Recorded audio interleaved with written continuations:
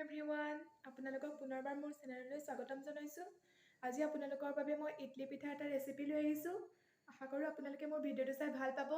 যদি ভিডিঅ'টো চাই ভাল পায় তেনেহ'লে লাইক কৰিব, কমেণ্ট কৰিব আৰু মোৰ চেনেলটো প্লিজ ছাবস্ক্ৰাইব কৰি দিব। এতিয়া বলক মই ইডলি পিঠানো কেনেদৰে বনালোঁ চাওঁ আহক। ইডলি পিঠা বনাবৰ বাবে মই এটা নাৰিকল এনেদৰে টুকুৰা কৰি কাটি লৈছোঁ আৰু লগতে লৈছোঁ এয়া পিঠাগুড়ি। নাৰিকলৰ ওপৰৰ এই ক'লা তৰপটো মই চুৰি এখনেৰে ভালদৰে গুচাই লৈছোঁ আৰু নাৰিকলৰ টুকুৰাবোৰ এনেদৰে সৰু সৰুকৈ কাটি মিক্সিৰ বাতিটোত দি দিছোঁ। আপোনালোকে ইয়াৰ সলনি ৰুকনিৰেও নাৰিকলখিনি ৰুকি ল'ব পাৰে। এইখিনি ভালদৰে মিক্সিত পিচি ল'লোঁ। এয়া চাওক মোৰ নাৰিকলখিনি পিছা হৈছে আৰু এই নাৰিকলখিনি মই এতিয়া পিঠাগুড়িখিনিত ভালদৰে যোগ কৰিম।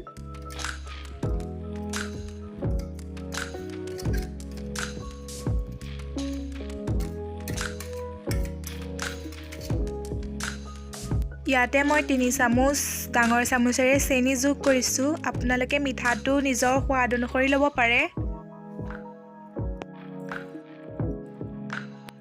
ইয়াতে মই অলপ পানী যোগ কৰিছোঁ।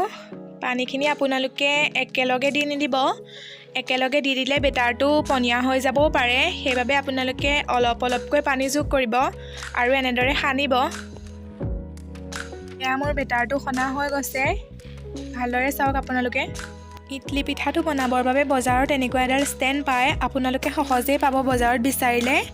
এনেকুৱা এডাল ষ্টেণ্ডত আপোনালোকে ইডলি পিঠাটো বনাব পাৰে। এতিয়া মই পিঠাৰ বাবে সানি থোৱা বেটাৰটো প্ৰায় আধা ঘণ্টামান সময় এনেদৰে ঢাকি থৈ দিছিলোঁ আৰু এতিয়া এয়া চাওক।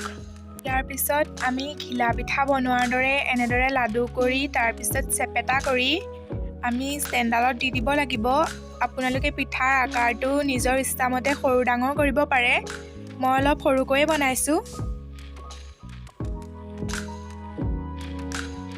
চাওক মোৰ ষ্টেণ্ডডালত পিঠাখিনি দিয়া হৈ গ'ল। ষ্টেণ্ডডালত প্লেটখিনি এনেদৰে লগাই নটটো মাৰি দিব। কুকাৰত অলপ পানী দি ষ্টেণ্ডডাল কুকাৰটোৰ ভিতৰত ভৰাই দিব। তাৰপিছত কুকাৰৰ ঢাকনাখন ভালদৰে লগাই গেছৰ ওপৰত তুলি দিব।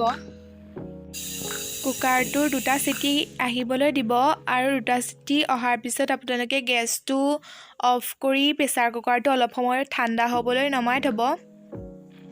কুকাৰটো ঠাণ্ডা হোৱাৰ পিছত আমি কুকাৰৰ পৰা পিঠাকেইটা উলিয়াই লৈছোঁ। এয়া চাওক আপোনালোকে।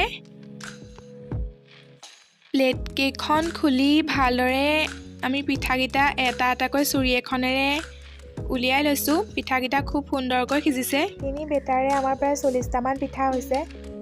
আজিৰ ৰেচিপিটো আপোনালোকৰ সৈতে শ্বেয়াৰ কৰিলোঁ। আশা কৰোঁ আপোনালোকে মোৰ ৰেচিপিটো চাই ভাল পালে আৰু আগলৈকে মোৰ ৰেচিপিসমূহ চাই মোক মৰম চেনেহ দি যাব বুলি মই আশা কৰিলোঁ।